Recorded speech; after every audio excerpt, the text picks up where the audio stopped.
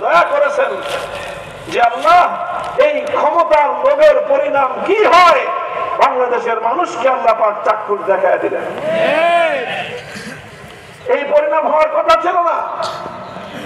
এই জাতির মানুষ তাদেরকে কম সম্মান করে নাই, কম ভক্তি করে নাই, কম মর্যাদা দেয় নাই, কিন্তু এই জাতির প্রতি তারা যেই রকম নৃশংসতা প্রদর্শন করেছে, যেই বর্বরতা প্রদর্শন করেছে, শুধুমাত্র ক্ষমতার অন্ধ মোহে এমন পাগল হয়ে গেছিল, 1 লক্ষ মানুষকে মারতে হলে মানুষকে মারো, ক্ষমতার মসনদ আমি ছাড়বো না।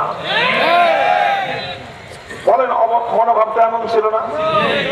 সব বাংলাদেশের প্রত্যেকটা মানুষ বলতো এই কথা যে তার ক্ষমতার জন্য দরকার পড়লে 1 লাখ না 1 কোটি মানুষ মেরে ফেলবে, ক্ষমতা ছাড়বে না। কাজে উনি থাকতে আর বাংলাদেশের ক্ষমতার পরিবর্তন হওয়ার কোন সম্ভাবনা নাই, এটা ছিল মানুষের বিশ্বাস। এমন আচরণ ছিল জাতির সাথে।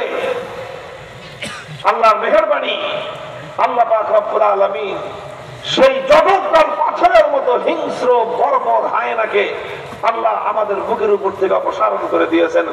আল্লাহ যদি না করতেন আমাদের পক্ষে কোশ্চেন কাল এটা সম্ভব ছিল। ভাই খালি আরেকজনের বদনাম করে লাভ নাই। আমাদের মধ্যে কখনোই ওই অমানুষত্ব, আমাদের মধ্যে ক্ষমতার সেই হিংস্রতা, ক্ষমতার সেই লোভ যেন আমাদের কারো অন্তরের মধ্যে জায়গা করে না বসে। যদি আবার আমার মধ্যে সেই ক্ষমতার লোভ চলে আসে, আপনার মধ্যে যদি ক্ষমতার লোভ চলে আসে, মনে রেখেন পরিণাম একই হবে। এটা শত শত হাজার হাজার বছর ধরে আল্লাহ পাক রব্বুল আলামিনের যে মানুষের সাথে আচরণ, সেই আচরণের প্রেক্ষিতে ওলামায়ে কেরাম একটা কথা বলেন যে কুফরির সাথে রাজত্ব চলে, জুলুমের সাথে রাজত্ব চলে না। বুঝেন নাই কথাটা? কোন বেঈমান যদি হয়, সে ঈমান হারায় ফেলছে, সে বেঈমান, সে কাফের মুশরিক, কিন্তু সে মানুষের সঙ্গে ইনসাফ করে, মানুষের উপর জুলুম করে না, তো এই কাফের মুশরিক বেঈমানের রাজত্ব দীর্ঘস্থায়ী হয়। আল্লাহ পাক দুনিয়াতে তার কাছ থেকে প্রতিশোধ নেন না। তুই বেঈমান, ঠিক আছে, তোরটা আমি আল্লাহর সাথে হিসাব, আমারটা আমি পরে বুঝবো রে, তোরে দুনিয়াতে সুযোগ দিলাম, যা তুই ভোগ কর। আল্লাহ পাক রব্বুল আলামিন কাফেরকে ক্ষমতা দেন, জালেম আল্লাহ পাক বেঈমানকে ক্ষমতা দেন, মুশরিককে ক্ষমতা দেন, মুনাফিককে আল্লাহ ক্ষমতা দেন, সহজে আল্লাহ কেড়ে নেন না।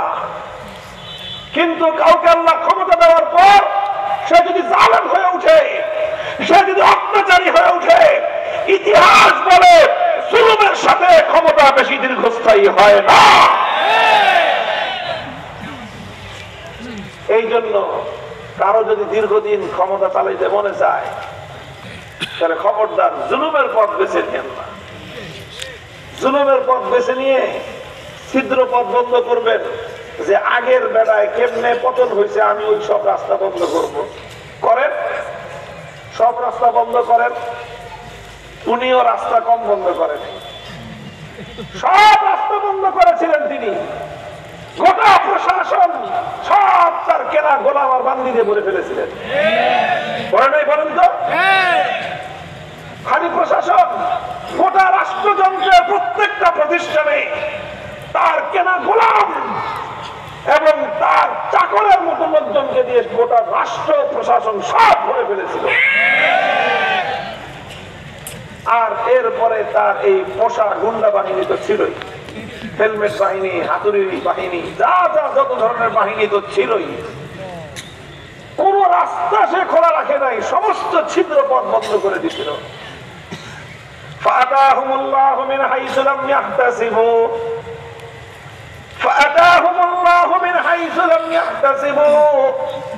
আল্লাহর কোরআন এই ধরনের প্রেক্ষিতে, এই ধরনের প্রেক্ষাপটে আল্লাহ পাক রব্বুল আলামিন ইরশাদ করেন, যখন মানুষ তার পতনের সব রাস্তাগুলো, সমস্ত ছিদ্র পথগুলো বন্ধ করে দেয়, আর সে মনে করতে থাকে আমি এমন ভাবে নিজের নিশ্ছিদ্র নিরাপত্তা আমি ব্যবস্থা করেছি, এই দেশে আমার পতন ঘটানোর মতো কেউ নাই। যখন একটা মানুষ এমন দম্ভ করে কথা বলতে থাকে, চতুর্দিক থেকে সে তার ক্ষমতাকে রক্ষা করবার জন্য দুর্ভেদ্য প্রাচীর তৈরি করে দেয়।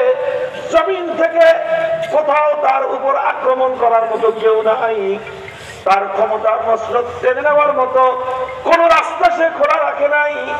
আমার আল্লাহ বলেন ফাআতাহুমুল্লাহু মিন হাইসু লাম ইয়াহতাসিবু, সব পথ যখন বান্দা বন্ধ করে দেয়, মানুষের আসার জন্য কোন রাস্তাই সে খোলা রাখে নাই, তখন আমার আল্লাহ বলেন ঠিক আছে, আমার বান্দার উপর জুলুম করে করে তুমি তোমার ক্ষমতার পতনের সমস্ত ছিদ্র পথগুলি বন্ধ করে দিয়েছো, এবার স্বয়ং আমি আল্লাহ তোমাকে পতন ঘটাবো। আমি আল্লাহ যার পতন ঘটাই 14 গোষ্ঠী নিয়ে দেখ আমার আল্লাহর হাত থেকে তুই তোর ক্ষমতা রক্ষা করতে পারিস কিনা। পারে না। আমার আল্লাহ যখন কাউকে পাকড়াও করার সিদ্ধান্ত নেন, খোদার কসম খেয়ে বলি দুনিয়ার সমস্ত শক্তি মিলে আমার আল্লাহর হাত থেকে তাকে রক্ষা করার উপায় না। কাজেই জুলুম, অন্যায়, অবিচার মাত্রা যখন চূড়ান্ত সীমা লঙ্ঘন করে, তখন আল্লাহ পাক রব্বুল আলামিন নিজে পাকড়াও করেন। আর আল্লাহ যখন নিজে পাকড়াও করেন, তখন তার পরিণাম এরকম ভয়াবহই হয়। আল্লাহ আমাদের সকলকে শিক্ষা গ্রহণ করার তৌফিক দান করেন।